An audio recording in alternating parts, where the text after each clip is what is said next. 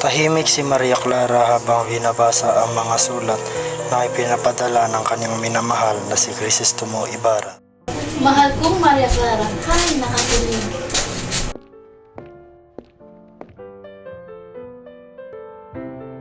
Anak ko, hindi ka ba nagsasawa sa pagbabasa ng mga sulat ni Crisostomo Ibarra? Hindi po, Papa. Pwede ako mamuhay araw-araw na ito lang ang aking binabasa. Kailan kaya siya ulit babalik, Papa? Akin na muna yung binabasa mo. May naisa na akong ibabalita sa iyo. Ano po yun, Ama? Si Ibarra. Si Ibarra ay babalik na sa Pilipinas. Talaga ba, Ama? Hindi ba ito panaginip? Hindi ka na nanaginip, anak. Hindi ka na nanaginip. Ang saya-saya ko, Ama. Sobrang saya-saya ko. Kailan pa ba siya babalik? Sa susunod pa na linggo, anak, at maghahanda ko na salo-salo sa kanyang pagbabalik.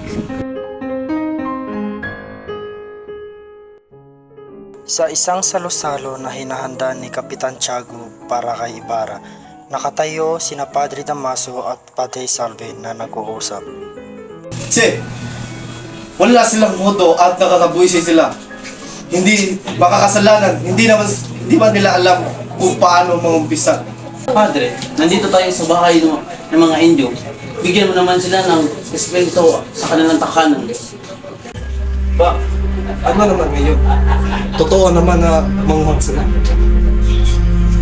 Darating sina Kapitan Tiago at Crisostomo Ibarra. Magandang gabi po sa inyong lahat. Pinagagala ko pong ipakilala sa inyo ang anak ng aking imaong kaibigan. Siya ay si Crisostomo Ibarra.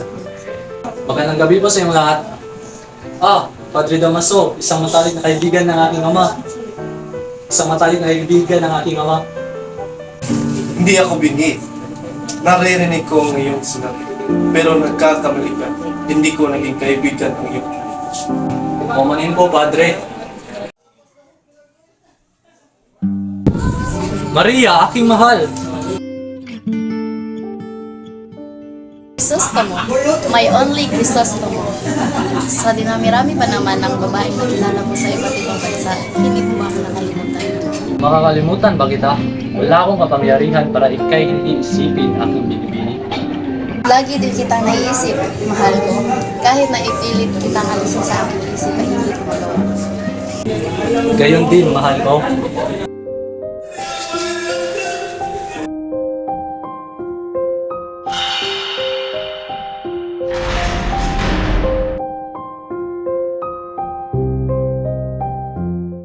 Masayang inilapag ni Sisa ang pagkain ng kanyang mga anak sa kanilang hapag. Sigurado akong magugustuhan to ng mga anak ko. Nasaan na kaya sila? O, ikaw pala yan, Pedro. At sino bang inaasahan mo, ha? Tabi nga! Para sana sa mga anak natin ang ihanda ko. Puta naman, oh! Hindi ako kakain! Yan ba ang gusto mong sabihin? Hindi naman sa ganun. Sige, kumain ka na. Wag na! Wala na akong gana! Siguraduhin mo lang, ipagtabi mo ako ng pera galing sa sweldo nila.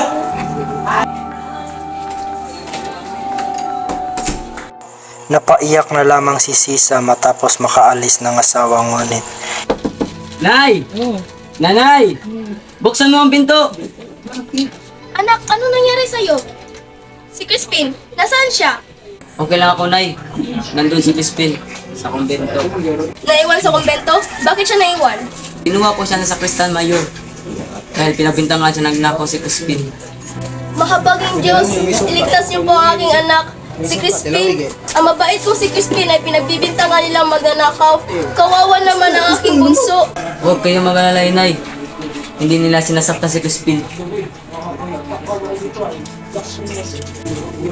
Kumain ka muna anak, ngunit ito lamang ang natira sa iyong ama. Umuwi si tatay at umalis agad. Nay, ano kaya kung tayong tatlo na lang magsama-sama? Mas tahimik ang buhay natin kapag wala si tatay. Huwag ka masalita ng ganyan anak. Sige na, kumain ka na. hindi na ginalaw ni Basilio ang kaniyang pagkain at natulog na lamang. Ikaw ba yung ina ng mga magnanakaw? Magtapat ka kung ayaw masaktan na namin. Ina ng mga magnanakaw? Ibigay mo lang mga salapi na ninakaw ng anak mo. Salapi? Anong salapi? Huwag kang magsinungaling. Sabihin mo na lang kung nasaan ang iyong mga anak. Mga Ginoo, si Crispin po ay hindi pa umuwi dito. Pumunta po ako sa kumbento at ang sabi ay, Tama na. Ibigay mo naman sa amin ang mga ninakaw ng mga anak mo. Sir, hindi magnanakaw ang mga anak ko. Kahit na wala silang makain ay hindi nila magawa yun. Nila po ang mga anak ko. Kung gano'n ay sumama ka na lang sa amin sa kwartel. Unti-unting mawawala sa katinuan si Sisa. Iyak, tawa ang ginagawa niya.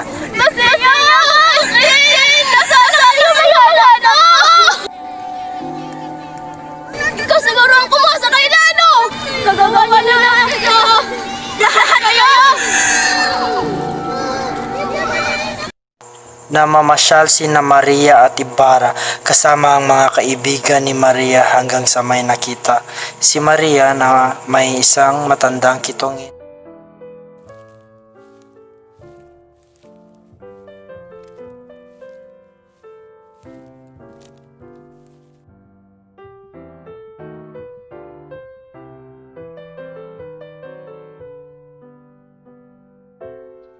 Sino ang kahabag-habag na taong doon?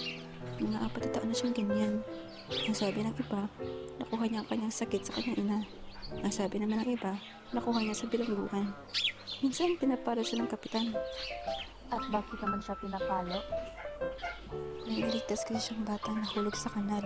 Ang sabi ng kapitan, mas mabuti pa nahulog ang bata sa kanal kaysa magkaroon ng ketong katulad niya.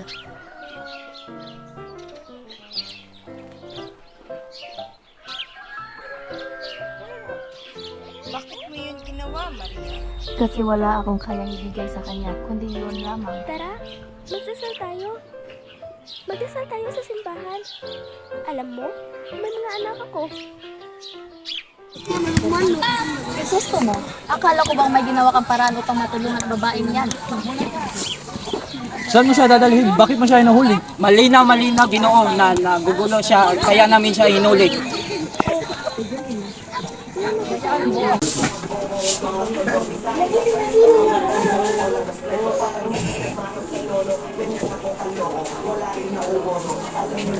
Mga padre, Ginoo at binibini, ipagpauman ninyo sapagkat kailangan ko nang umalis kasi nakatanggap ako ng telegramo mula sa Kapitan General. Alam, Ano pinag-usapan no? Ako'y hindi pa Binabanggit po ni Ginoong Ibarra na ang mga taong tumutulong sa kanila Natatawa ako sa mga taong kumukuha ng serbisyo sa arkitekto. Pinapakita nila na sila ay mangmang. pero kailangan natin ng eksperto sa paggawa ng gusali lalo na sa pakayan. Eksperto? Nagbibiro ka ba? Ang paralyze binagawa ng apat na pader. Ang isa binubuo ng kawali. Di ba napakadali? Tapos, kinakailangan yung isa ng isang dalubhasa.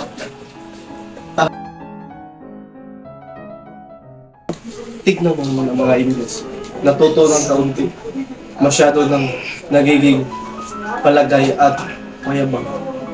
Dapat sa kanila hindi nabubuhay dito sa mundo. Bawiin mo yung sinasabi mo! Bakit? Totoo naman ang sinasabi ko. Krisostomo, tama na. Tara na.